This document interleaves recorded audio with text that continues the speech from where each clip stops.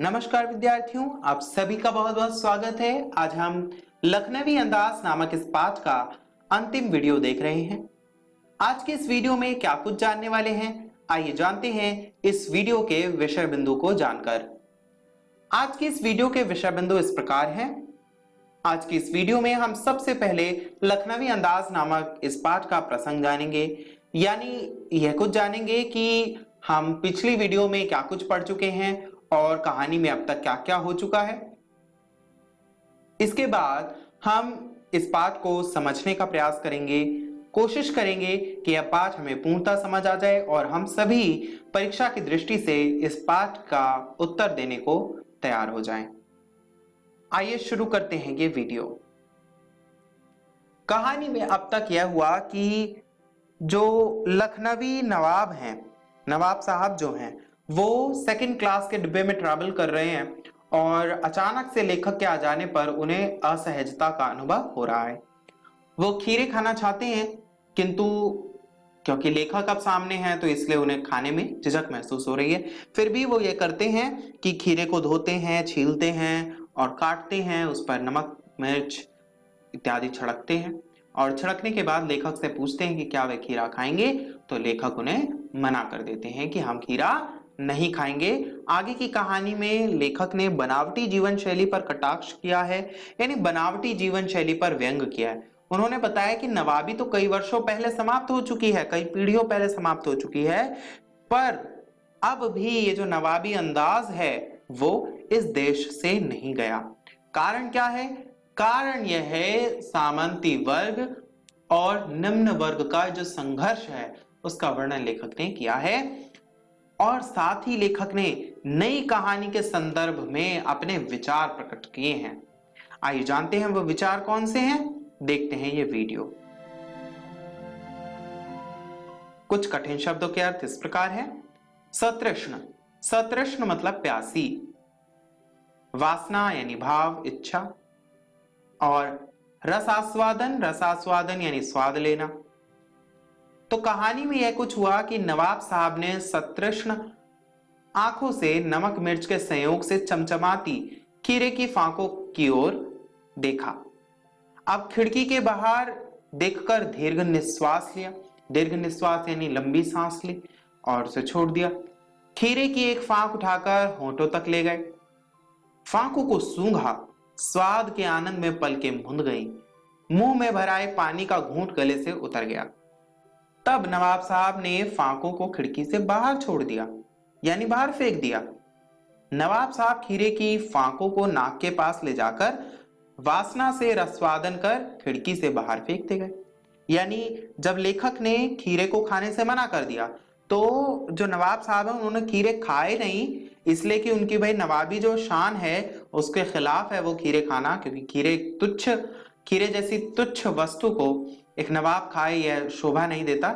इसीलिए उन्होंने क्या किया, मात्र खीरे को सूंघा, सूंघकर उसका स्वाद महसूस किया और उस खीरे के टुकड़ों को खिड़की से बाहर फेंक दिया। आगे के गद्यांश के कठिन शब्दों के अर्थ इस प्रकार हैं।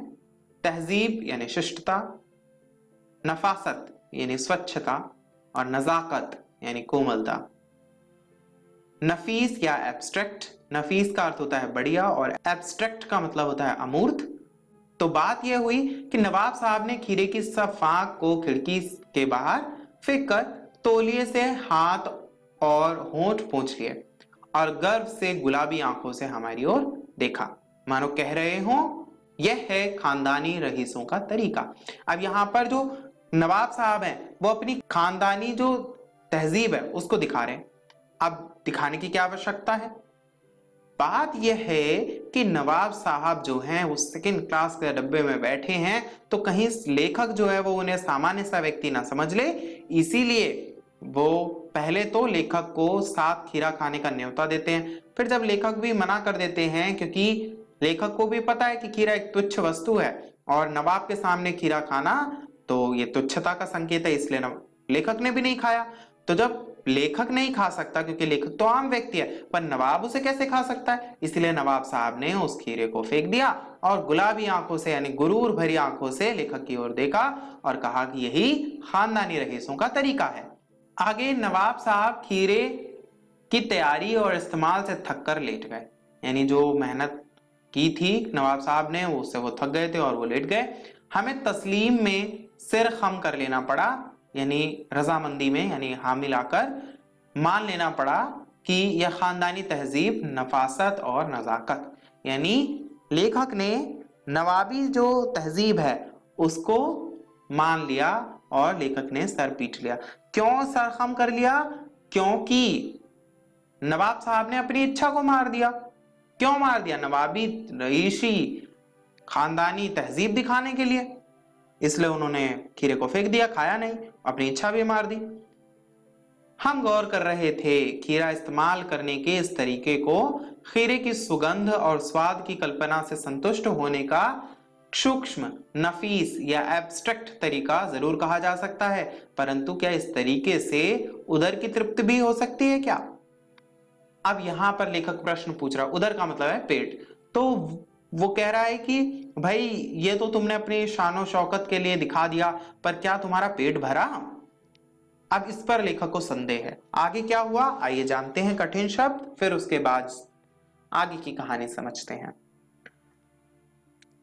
लजीज का अर्थ होता है स्वादिष्ट, सकील का अर्थ होता है अपच या जिसे पचाया ना जा सके, नामुराद का अर्थ होता है दुर्भाग्यशाली यानी अनलक्की, मेदे का अर्थ होता है अमाशय, अमाशय यानी पेट, और ज्ञान चक्षु का अर्थ होता है ज्ञान की आंखें, चक्षु का अर्थ आंखें।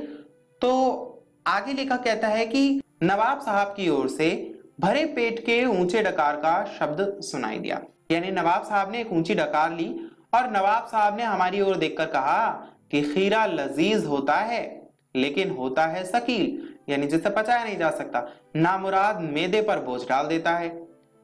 अब ज्ञान चक्षु खुल गए। कैसे ज्ञान चक्षु खुल गए?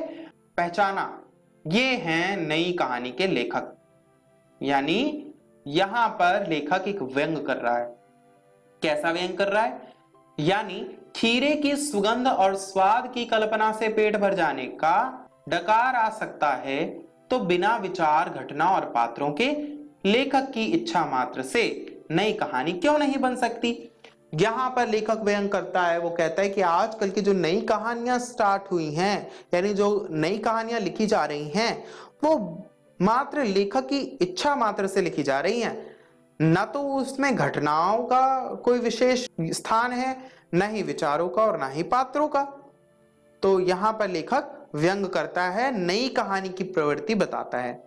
आइए जानते हैं आज की इस वीडियो में हमने क्या सीखा। आज की इस वीडियो में हमने जाना कि नवाब साहब ने किस प्रकार खीरे का रसास्वादन किया। इसके बाद लेखक ने नई कहानी के बारे में क्या विचार प्रकट किए हैं यह भी हमने जाना कि लेखक ने बताया कि नई कहानी जो है वो बिना विचार और घटना, पात्र इत्यादि के भी लिखी जा सकती है, क्योंकि भाई खीरे बिना खाए भी उसका रसास्वादन किया जा सकता है। तो यह लेखक ने बताया। विद्यार्थियों, मुझे आशा है कि आपको यह पाठ समझ आ गया होगा और घर जाकर आप इस पाठ को पूरा पढ़ेंगे और परीक्षा के लिए पाठ तैयार करेंगे। घर जाकर इस पाठ को पढ़ना ना भूलिए और इस पाठ से संबंधित अभ्यास प्रश्नों को हल करने का प्रयास कीजिए। तब तक अपना ध्यान रखिए, फिर मिलेंगे।